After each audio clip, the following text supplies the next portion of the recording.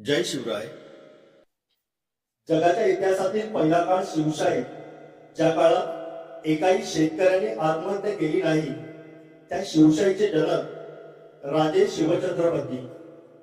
जगाच्या इतिहासातील पहिली वेतनदारी पद्धत म्हणजे आजच्या काळात सर्व नोकर वर्गांना जो नोकरीचा पगार आणि चांगल्या कामासाठी बोनस दिला जातो, त्या संकल्पनेचे मुद्गाते छत्रपती शिवाजी महाराज. जगाच्या इतिहासातील पहिली सुवर्ण संकल्पना झाडे लावा झाडे जगवा, पाणी अडवा पाणी जिरवा म्हणजे सामाजिक वनीकरण, आणि त्या संकल्पना सत्यात उतरवणारे छत्रपती शिवाजी महाराज. जगाच्या इतिहासातील एकमेव राजा ज्या राजासाठी सर्व प्रजा आपले बलिदान देण्यासाठी तयार व्हायची, अशा छत्रपती शिवाजी महाराजांना माझा मानाचा मुजरा. परवा स्वित्झर्लंडच्या झुरिचमध्ये जगातील सर्वोत्तम किल्ल्यांचं प्रदर्शन भरलं होतं. जगातील सर्वोत्तम किल्ले त्या प्रदर्शनामध्ये मांडले होते. चीनचे, ग्रीकचे, रोमचे, रशियाचे ते सगळे. आणि जगातील सर्वोत्तम किल्ल्यांमध्ये जगात सर्वोत्कृष्ट ठरला तो म्हणजे आपल्या महाराष्ट्रातील राजगड. छत्रपती शिवाजी महाराज 16 वर्षाचे होते त्यावेळी राजगड बांधायला सुरुवात झाली, आणि छत्रपती शिवाजी महाराज 26 वर्षाचे झाले त्यावेळी राजगड बांधून पूर्ण झाला. जगातील अभियंत्यांनी राजगड बांधणाऱ्या अभियंत्यांना मानाचा मुजरा केला. जागोजागी सह्याद्रीच्या दऱ्याखोऱ्यात, डोंगर माथ्यांवर महाराजांचे अनेक गडकोट तुम्हाला दिसतील. प्रत्येक किल्ला महाराजांच्या कर्तृत्वाची, पराक्रमाची, शौर्याची आणि धैर्याची साक्ष देतो.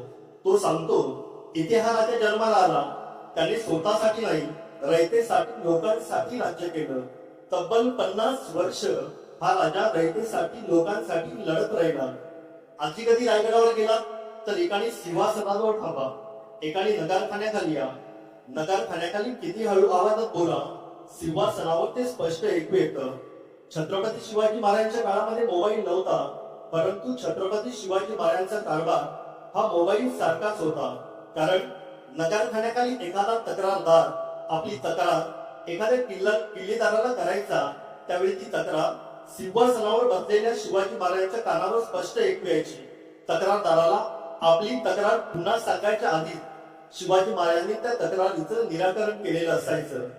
महाराष्ट्रातील पहिली मोरणी छत्रपती शिवाजी महाराजांनी केली. 5 हात लांब, 5 मुठी, 14 तसूची लांब काठी या परिमाणाच्या आधारे महाराजांच्या हयातीत महाराष्ट्रातल्या जमिनीची 3दा मोजणी झाली. आज आपल्या नावाचे सातबारे दिसतात ना, त्या सातबाऱ्याचे उद्गाते छत्रपती शिवाजी महाराज. छत्रपती शिवाजी महाराज नसते तर कदाचित आपल्या नावाचे सातबारे सुद्धा दिसले नसते. खर तर छत्रपती शिवाजी महाराजांनी स्वराज्याची स्थापना केली. शिवाजी महाराजांनी स्वराज्याचं तोरण बांधलं, पण कुणाच्या बळावर? कोण होतं पाठीशी? कोण होतं मदतीला? छत्रपती शिवाजी महाराजांच्या पाठीशी होती या मावळ खोऱ्यातली, दऱ्या खोऱ्यातली सवंगडी पोरं सगळी. या सगळ्या मुलांना शिवाजी महाराज घ्यायचे. दूरवरच्या एखाद्या जंगलात जायचे, जंगलातल्या एखाद्या दाट झाडी मुलांना तलवार बांधायचं, युद्धाचं शिक्षण प्रशिक्षण द्यायचे. पण कुणाच्या नकळत आपलं आज काय चाललंय हे कुणाला कळू नये म्हणून शिवबा जंगलाच्या बाहेरच्या झाडावर एक मुलगा उभा केलेला असायचा. त्याला सांगितलेलं असायचं, कुणी अनोळखी येताना दिसलं की तू फक्त खुणेचा आवाज कर. तुझा खुणेचा आवाज ऐकला की आम्ही तलवारी शस्त्र लपून ठेवतो. त्या दिवशी शिवाजी महाराजांचा खेळ रंगात आला होता. मुलांना तलवारबाजीचं, युद्धाचं शिक्षण प्रशिक्षण दिलं जात होतं. आणि त्याच वेळी जंगलातल्या बाहेरच्या झाडावरचा मुलगा टेहळी करत होता, बघत होता कोणी अनोळखी येतंय का. आणि त्याच वेळी त्याला दिसलं एक 15-16 वर्षाचं पोरग येताना दिसलं. मुलांनी निरखून बघितलं, पोरग अनोळखी दिसलं, आणि बसल्या जागेवरून त्या मुलानं मोराचा हुबेहूब आवाज काढला. मोराचा आवाज म्हणजे खून. शिवबा राजांना कळवायची कोणीतरी अनोळखी येतंय. शिवबाज राजांनी मोराचा आवाज ऐकला, सोबत्याला सांगितलंय की कोणीतरी अनोळखी येतं, तलवारी शस्त्र लपून ठेवा. मुलांनी तलवारी शस्त्र लपून ठेवली. विटू दांडूचा खेळ सुरू झाला. तोपर्यंत जंगलाच्या बाहेरच्या झाडावरचा मुलगा खाली आला होता, आणि त्या 15-16 वर्षाच्या मुलाला दमानं विचारत होता, कोण रे तू? आणि ते 15-16 वर्षाचं पोरग सांगत होता, रामोशाचा बहीण तिची. काय काम काढलंस? काही नाही, राजांना भेटायचं होतं. कारण नाही, राजांना बोलव, मगच सांगतो. पुणेचा मुलगा म्हणाला, तू तेच मी राजांना सांगावा देऊन येतो. पुणेचा मुलगा आत गेला. राजानं म्हणाला, कोणीतरी रामोशाचा बहिर्जी आलाय. राजे म्हणाले, ते आत पाठव. रामोशाचा बहिर्जी महाराजांना बोलून गेला. महाराजांना गुजरा केला. महाराजांनी विचारलं, काय काम काढलंस? तसा बहिर्जी म्हणाला, राज, मला बी घ्या की तुमच्या खेळात सामील करून. तसे राजे म्हणाले, काय येते तुला? तसा बहिर्जी म्हणाला, राज, कुणाला बी आवाज काढतो, कसली बी नक्कल करतो. राज, वेषांतर असं करतो ना की कोणी बी ओळखायचं नाही. राजाला पटलं, वाटलं मुलगा कामाचा आहे. तर असं तर आमच्या आत्ताच खेळामध्ये.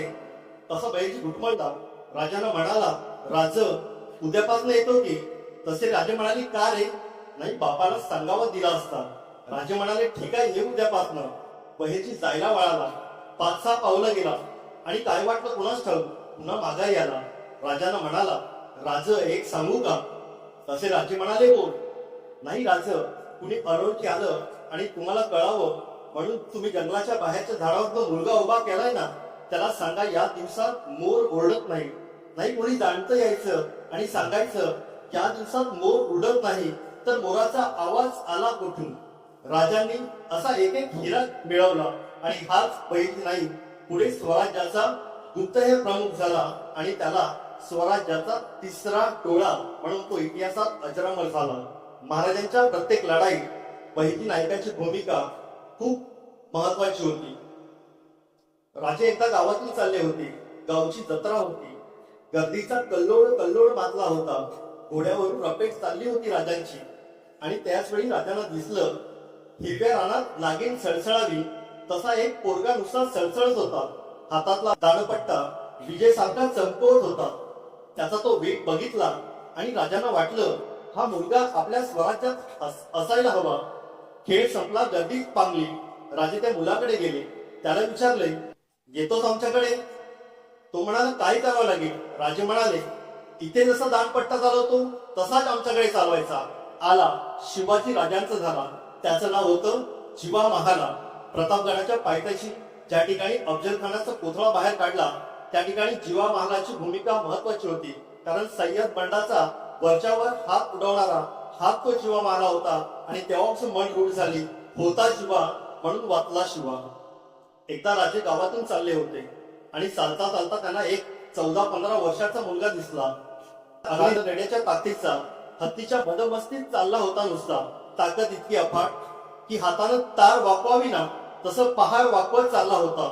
राजाने त्याचं ते स्तोम बघितलं आणि राजांना वाटलं, हा पोरगा सुद्धा स्वराज्यात असायला हवा. चालता चालता त्याला थांबवलं आणि विचारलं, काय करतोस रे?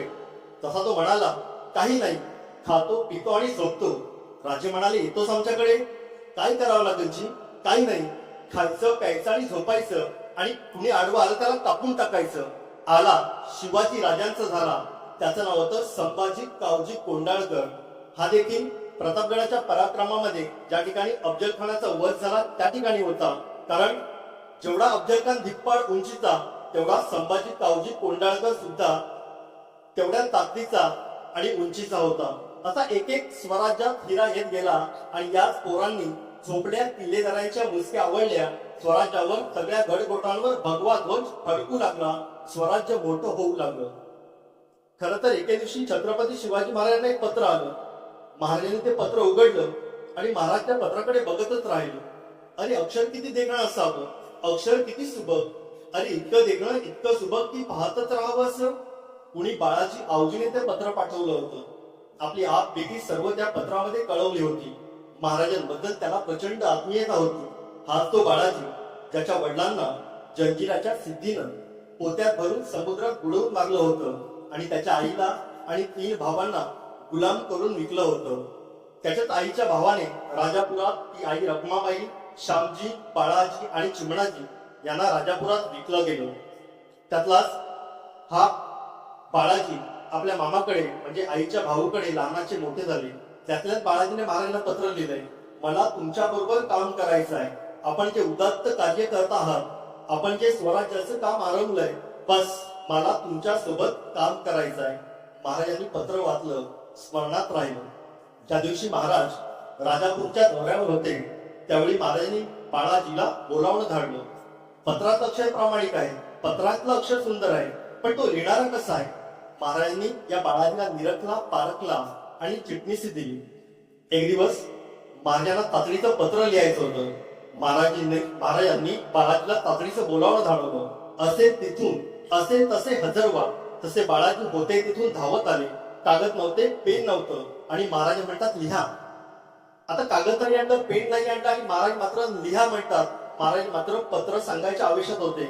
आता महाराजांची तंद्री भंग करणं किंवा महाराजांना त्रास देणं या बाळाजीला योग्य वाटलं नाही आणि महाराज म्हणा लिहा. या बाळाजीने लिहायला सुरुवात केली. फक्त आपल्या धोत्राचा पंचा वर धरला आणि लिहत राहिला. महाराज पत्र सांगत होते, हा बाळाजी पत्र लिहत होता. म्हणजे लिहिण्याचं फक्त नाटकच करत होता. संपूर्ण पत्र सांगून झालं आणि महाराजांच्या लक्षात आलं बाळाजीने फक्त धोत्राचा पंचा वर धरलाय, पण लिहिण्याचं काहीच कारण नाही. आणि जेव्हा त्या महाराजांच्या लक्षात आलं तेव्हा बाळाजीची गंमत करायची म्हणून महाराज त्या बाळाजीला म्हणाले, बाळाजी लिहिलं ना पत्र, आता वाचून दाखवा बघू. पण बाळाजी किती तयार बघा. पुन्हा बाळाजीने तसा धोत्राचा पंचा वर धरला आणि पहिल्या ओळीपासून शेवटच्या ओळीपर्यंत जसंच्या तसं पत्र सांगितलं. महाराजांना आश्चर्य वाटलं. आणखी त्या बाळाजीची गंमत करायची म्हणून बाळाजी सांगितलं, बाळाजी ठीक, आता पत्र आमच्या हातात द्या बघू. तसा बाळाजीची पंचायत झाली. महाराजांकडे हात जोडून उभा राहिला. महाराज, चूक झाली, क्षमा असावी. आपण तातडीचा निरोप दिला. आम्ही होते तेथून धावत पळत आलो. कागद नव्हते, पेन नव्हते, साहित्य नव्हतं. आपण मात्र पत्र सांगायच्या आवेशात होता. आपली तंद्री भंग करणं, आपल्याला त्रास देणं आम्हाला योग्य वाटलं नाही. एवढं ऐकलं आणि महाराज म्हणाले, बाळाजी, पण आम्ही जे सांगितलं ते तुम्ही तसंच्या तसं सांगितलं. कौतुक तुमच्या या बुद्धीचं. आम्ही जे सांगितलं त्यामध्ये कुठल्याही प्रकारचा स्वल्पविरामाचा बदल न करता आपण पहिल्या ओळीपासून शेवटच्या ओळीपर्यंत पत्र जसंच्या तसं सांगितलं. कौतुक तुमच्या बुद्धीचं, कौतुक तुमच्या निष्ठेचं आणि कौतुक तुमच्या प्रामाणिकपणाचं. काय वेचली माणसं महाराजांनी. महाराजांकडे माणसं निरखायची आणि पारखायची सवय होती. खर तर आपल्या मुलाच्या लग्नाचं आमंत्रण घेऊन आलेल्या तानाजीला कळतं राजगडावरती महाराजांची मोहिमेची तयारी सुरू होते. जेव्हा त्या तानाजीला कळतं मोहीम कोणती, कोंडाणा, हातातल्या सर्व पत्रिका फेकून दिल्या जातात आणि हा तानाजी घर असतो. आधी लगीन कोंडाण्याचं, मग लगीन रायबायचं. गेला कोंडाण्यावर तो परत आलाच नाही. बघा ना, आपल्या घरात लग्न असतं तर आपण गेलो असतो का? साधी आपल्या घरात आपल्या त्या बिल्डिंग मध्ये सत्यनारायणची पूजा असती ना तरी आपण गेलो नसतो. 10 नोव्हेंबर 1659 ज्यावेळी प्रतापगडाच्या पायथ्याशी अफजल खानाचा वध केला गेला त्यावेळी स्वराज्य आलं असं सगळ्या तरुण पोरांना वाटलं. त्यातला ते एक शिवा काशी दिसायचा महाराजांसारखा, दाढीचा कट महाराजांसारखा, मिशी महाराजांसारखी, डोक्यात एकच, जगायचं तर वाघासारखं आणि लढायचं तर शिवबासारखं. बघा, 10 नोव्हेंबर 1659 प्रतापगडाचा पराक्रम झाला. त्यानंतर हा जानेवारीमध्ये शिवाकाशी स्वराज्यात आला आणि फेब्रुवारी महिन्यामध्ये सिद्धी जवळचा तो 65,000 वेढा पन्हाळा किल्ल्याला पडला. महाराज त्या वेड्यात अडकले. नेतोजी पालकरनं छापा टाकला.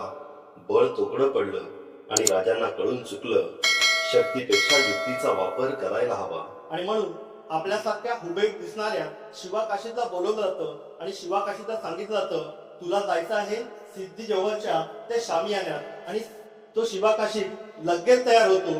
शिवाकाशी ज्यावेळी महाराजांचा रूपरेषा घेऊन जातो तेव्हा सिद्धी जवळला वाटतं की महाराज खरोखर आल्यात, परंतु त्या ठिकाणी 2 संशयी डोळे पाहत असतात.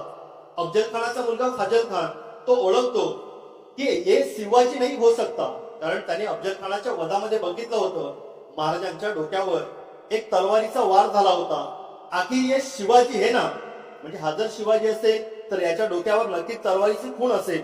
त्याच्या डोक्यावरचं जिरोटूप काढलं जातं आणि बघितलं जातं शिवाकाशीच्या डोक्यावर ती तलवारीची खूण नसते. लगेच सिद्धी जवळची ती तलवार निघते, या शिवाकाशीच्या गर्दनीवर मारली जाते आणि शिवाकाशी तिकडे शहीद होतो. त्यानंतर सिद्धी जवळला कळतं की महाराज दुसऱ्या वाटेने घोडकिंडपर्यंत पोहोचल्या आणि लगेच सिद्धी जवळचं सगळं सैन्य या घोडकिंडपर्यंत पोहोचतं आणि बाजीप्रभू देशपांडे आणि बांदल महाराजांना सांगतात की आपण विशाळगडाकडे पोहोचा, आम्ही घोडकिंड रोखून ठेवतो, कारण लाख मेले तरी चालतील परंतु लाखाचा पोशिंदा जगला पाहिजे. अखेर महाराज विशाळगडापर्यंत पोहोचतात. बाजीप्रभू खिंड लढवत राहतो आणि विशाळगडावर त्या तोफेचा आवाज आल्यानंतर बाजीप्रभू देशपांडे आपले प्राण गमावतो आणि तेव्हापासून ती घोडखिंड इतिहासामध्ये पावनखिंड म्हणून अजरामर होते. खर तर महाराजांकडे अनेक माणसं आली, कारण महाराजांकडे रदार आणि मदार अशी जीभ होती. कारण महाराजांना माणसं निरखायची आणि पारखायची सवय होती. बघा ना, लिहायला लेखणी कोणाला दिली? बाळाजी आवजीला. ज्या ठिकाणी सय्यद बंडाचा वाद झेलायचं काम कोणाचं होतं? जीवा महाराजचं. म्हणजे जो ज्या ठिकाणी योग्य त्याच ठिकाणी नेमणूक केली. महाराजांनी माणसं निरखली आणि पारखली, म्हणून स्वराज्य निर्माण झालं. ऐसा राजा होणे नाही. जाता एवढंच म्हणेन, आयुष्यात संपूर्ण जगभर फिरा, जगाच्या कानाकोपऱ्यात जा, पण रायगड बघायला विसरू नका. पुन्हा एकदा सर्वांना शिवजयंतीच्या शुभेच्छा. धन्यवाद.